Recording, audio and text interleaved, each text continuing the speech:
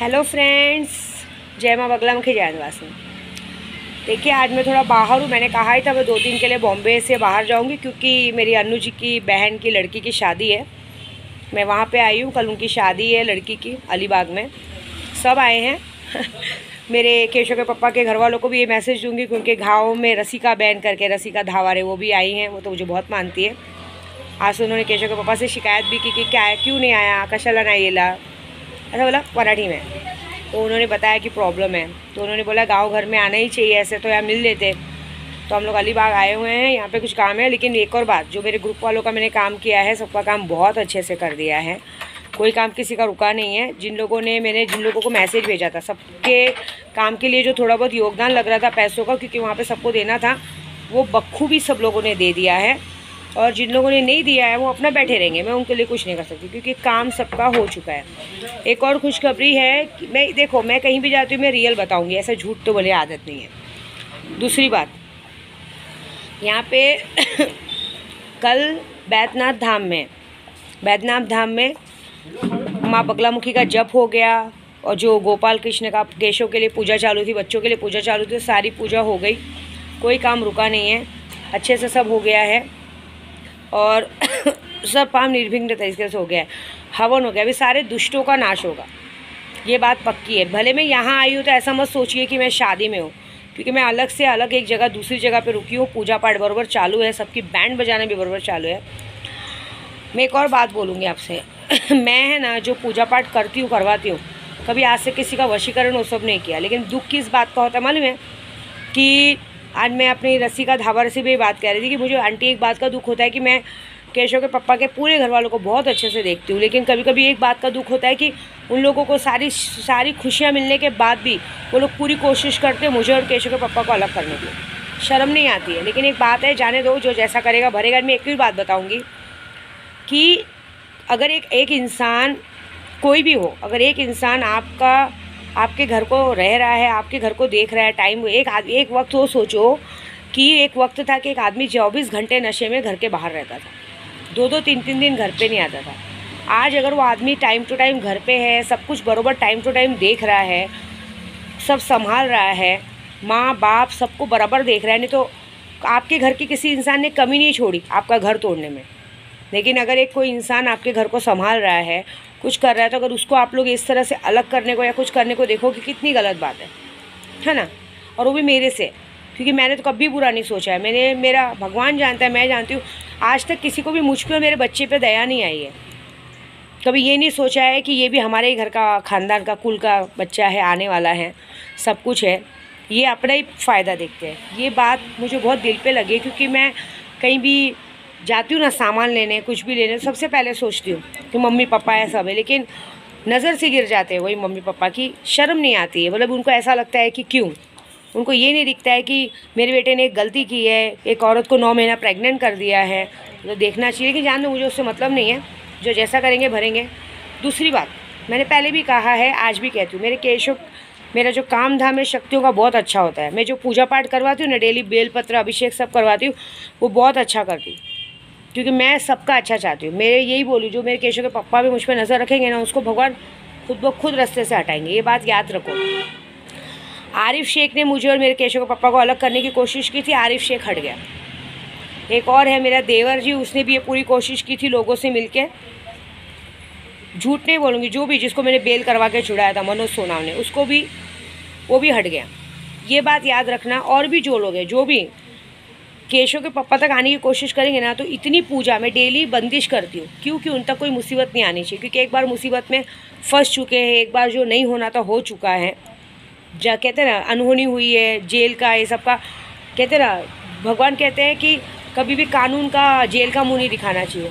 गलतियों की वजह से जेल का मुँह देख लिया, ये देख लिया, तब से मैं हमेशा अलर्ट रहती हूँ कि मेरे केशव के पापा तक कोई भी मुसीबत आने से पहले मुश्किल आए, तो मैं सारी चीज़ें उनकी बंदिश की जाती है। उनके नाम से इतनी पूजा की है कि सुल्तान जी उनके साथ हमेशा एक्टिव रहता है। तो मैं सिर्फ यूट्यूब के ज़रिए एक ही मैसेज पहुंचाऊंगी, आप लोगों को सारा चीज़, सारा सुख मिलता है ना, उस सुख का उपभोग करो। नहीं तो ये होगा कि आज जो इंसान आपको बहुत प्यार से देख रहा है, ताक रहा है ना, कल ऐसी हरकत नहीं हो कि वो आपको आपकी शक्ल देखना भी मंजूर ना करे। क्योंकि मैं कुछ नहीं करूँगी और ना मैंने कभी कुछ किया है। मैं ऐसा पाप करती ही नहीं हूँ, क्योंकि मेरे पास तो खुद ही परिवार नहीं, मेरा परिवार तो छीन चुका है। लेकिन ये बात ये मत करो कि ऐसी कोई गलती मत करो, क्योंकि देखो केशव के पापा को सब समझ में आता है, समझ रहे हो, कौन अच्छा है कौन बुरा। वो देखते हैं कि कौन किसके लिए क्या करता है। वो मेरे लिए भी देखते हैं कि मैंने कभी निस्वार्थ मन से कभी किसी की बुराई नहीं की, कभी कुछ नहीं की। लेकिन जब उनको आप मेरी बुराई उनके सामने करोगे ना, तो उनको वो बात खलती है। वो आप लोग के सामने बोलते नहीं, इग्नोर करते हैं, लेकिन उनको वो बात खलती है। उनको बुरा लगता है कि ये कुछ नहीं बोलते और ये लोग कर दें। कल ऐसा वक्त नहीं आए, मजाक नहीं कर रही हूँ, जैसे देखो शक्तियाँ बहुत बेकार हैं। शक्तियाँ हमेशा देखिए, जो मेरे और केशव के पापा के बीच में आता है, जो मेरे केशव के बीच में आता है शक्तियाँ उनको केशव के पापा के पास से हटा देती है, चाहे कोई भी हो। केशव के पापा उसकी तरफ फिर देखना भी पसंद नहीं करते। तो एनीथिंग, कोई भी हो, दोस्त यार जो भी हो, नहीं करना चाहिए ऐसा। वो कर क्या रहे किसी का, मुझे एक बात समझ में आ रही है, तो बिगाड़ क्या रहे किसी का। आपके पास आप सबको देखते हैं, करते हैं, उनका मन अच्छा है, सब कुछ अच्छा है। चाहते क्या है सब लोग उनसे? ये चाहते हैं कि विद्या देवी उनके पास से हट जाए, ये फिर से गधा मजूरी करे, जाके फालतू में गाड़ी चलाए, ड्राइविंग करे, ये करे। ये चाहिए आप लोगों को? आप लोगों को अपने घर की गलती नज़र नहीं आती कि घर के एक इंसान ने सब कुछ बर्बाद किया, लेकिन आपको बाहर का लगता है।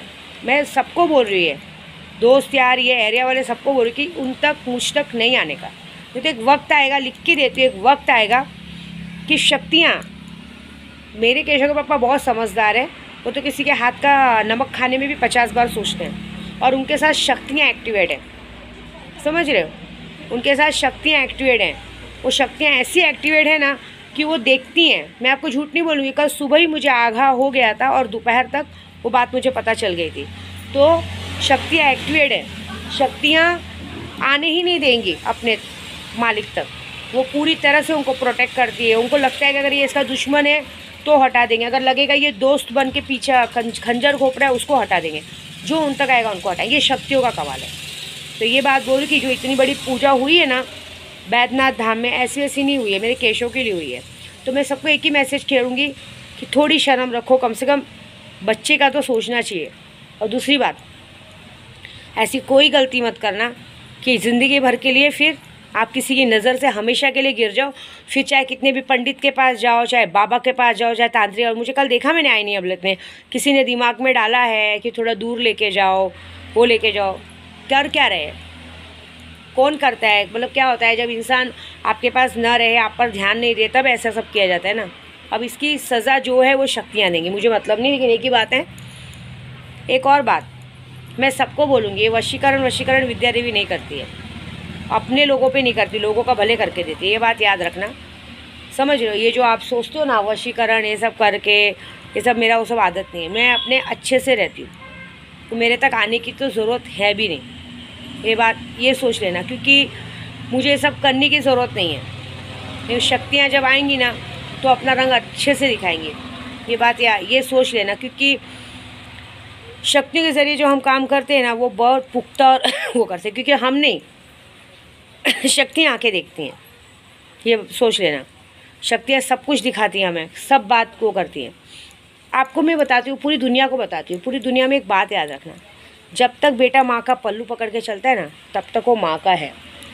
जिस दिन वो अपनी बीवी के साथ रहने लगता है ना, गलत नहीं बोलूँगी, उस दिन वो माँ का नहीं रहता है। क्योंकि आप चाहे उसको ज़िंदगी भर का सुख दे दो, लेकिन आप उसको उसकी बीवी से अलग नहीं कर सकते। ये सोच लेना। उल्टा अगर आपने ऐसी गलती की तो आप उसकी ज़िंदगी भर के इस दुनिया में, जैसे कहते हैं ना, सांप और नेवले की दुश्मनी हो जाती है, ऐसा है। फिर उसकी नज़र में आप ये गिर जाते हो कि मेरी बीवी तो कुछ नहीं बोलती, तो ये हमारे गृहस्थी में आग लगाने वाले कौन होते हैं। ये मतलब मैं सबके लिए बोल रही हूँ, ये मैं किसी का नाम नहीं ले रही हूँ, पर्सनली नहीं जाना, ये सबके लिए बोल रही हूँ। दूसरी बात, पूजा बहुत अच्छे से हुई है, सब काम बहुत अच्छे से हुआ है। शक्तियाँ अभी भी सुल्तान जिन ले रहे, मैंने यही कहा है, सुल्तान जिन लो, सारा काम करो। हमारा पूजा बराबर यहाँ चालू है, सारा काम चालू है। बैद्यनाथ धाम में बाकायदा बहुत अच्छा बगलामुखी का पूजा हुआ, स्वामी समर्थ में हुआ, सब कुछ हुआ। मेरे स्वामी हैं, मैं अपने स्वामी को हमेशा बोलती हूँ, मेरे चारों बच्चों के और मेरे केशव के पप्पा के सदैव पाठीशी रहा। कहते हैं ना, भ्यू रखो उसमें तुझा पाठीशी है, तो प्लीज़ हमारे पूरे परिवार के पीछे से रहो। और ये जो हरकत करते हैं उनको मुंह के बल गिराओ। इनका जो ईगो है, जो इनका घमंड है, इन लोगों को चकनाचूर करो और तुरंत सच लाओ। सच के मामले में आपको बताओ, मैंने कभी किसी के बच्चे का कहा था कि उम्र बहुत कम है, मैंने झूठ नहीं बोलूँगी, कहीं आगाह भी किया था, बोला भी था कि 2 साल के अंदर पूजा वूजा करवा लो, किसी ने किया नहीं। हम लोग कभी किसी की सच्चाई लाने की बात करते हैं। चिंता मत करो, विद्या देवी तो सच बोलती है। सच क्या आएगा मालूम है? सच नंगा होता है। सच ये नंगा होगा कि मैंने एक बार बहुत पहले बताया ना, जिस बच्चे की आयु कम नहीं लेगा ना, जो बच्चा ऐसे ग्रह नक्षत्र में पैदा हुआ है कि जिस दिन बच्चे को 5वां साल लगेगा उसका पिता गुजर जाएगा कार एक्सीडेंट में। तो 5वां साल, अभी 5वां साल जब भी लगेगा, मुझे नहीं मालूम बच्चा कितने साल का क्या है, लेकिन जिस दिन 5वां साल लगेगा और जिस दिन उसका असली पिता गुजरेगा, जो भी उसका बाप होगा तो गुजरेगा ही ना कार एक्सीडेंट में, तो उस दिन तो नंगा सच पूरी दुनिया देखेगी। ये आप देखना। और ये सब देखने के लिए वो पापी औरत जिंदा रहेगी जिसने ये पाप किया है, क्योंकि उसके पाप ने, उसके स्वार्थ ने ये दिन लाया कि उसके स्वार्थ ने उसको जो चाहिए था उसको तो मिल गया, लेकिन उसके स्वार्थ के कारण जो पूरा परिवार खोएगा वो बहुत बड़ा होगा। ये याद रखना। ये ज़बान है मेरी, ये मेरा वादा है। मैंने आज तक जो कहा है सच है, क्योंकि ये सच है। ये जिसके कारण हुआ है वो ये सब देखने के लिए रहेगी और ये सब देखेगी और पता चलेगा कि 5वें साल में जो उसका असली बाप होगा, चाहे वही बाप होगा, जो भी बाप होगा, 5वां साल जैसे ही बच्चे को लगेगा उसके 1 या 1.5 महीने के बाद कार एक्सीडेंट में मरा। क्योंकि ये हम नहीं बोल रहे, ये मैंने नहीं किया, ये विधि के विधान ने लिखा है, उसकी कुंडली में लिखा है। उस कुंडली का दोष हट सकता था, लेकिन जिस दिन वो दोष हटना था, लाइकली ऐसा हुआ था कि उनके घर में किसी की डेथ हो गई थी। उस डेथ की वजह से 1.25 महीना 2 महीना पूजा नहीं हो सकता। तो मतलब सोचो, विधि का विधान भी वो काम होने नहीं दे रहा है जो, क्योंकि किसी के पापों की सज़ा किसी और को मिलने वाली है, ये बात है। तो ये शक्तियाँ हैं। हम ज्योतिष हैं, हम अघोरी हैं। मैं अघोरी तो हूँ, बहुत लोगों को लगता है ज्योतिष। मेरे 2-3 भाई मुझे बोलते हैं माँ आप झूठ मत बोला करो, आपको सब दिखता है, सब पता है। सही में मुझे सब पता है, लेकिन हम किसी का भी भविष्य नहीं बताते, क्योंकि हम पंडित और डॉक्टर जब सच बोलते हैं तो आपको बुरी लगती है। तो बस अब ये माँ का हवन बहुत अच्छे से हुआ, उसकी वीडियो थोड़ी देर में अपलोड होगी। और मेरे ग्रुप में भी बहुत जन हैं जिन्होंने मुझे बहुत गलत बातें कही हैं। मैंने किसी को कभी कहा नहीं था, लेकिन उनको भी अभी सज़ा 72 घंटे में मिलने वाली। बस देखो क्या होता है, मज़ा देखो तुम। अगर मैंने नई ज़मीन में थूक चटवाया, मेरा नाम बदल देना, विद्या देवी का नाम बदल देना बस। जय माता दी।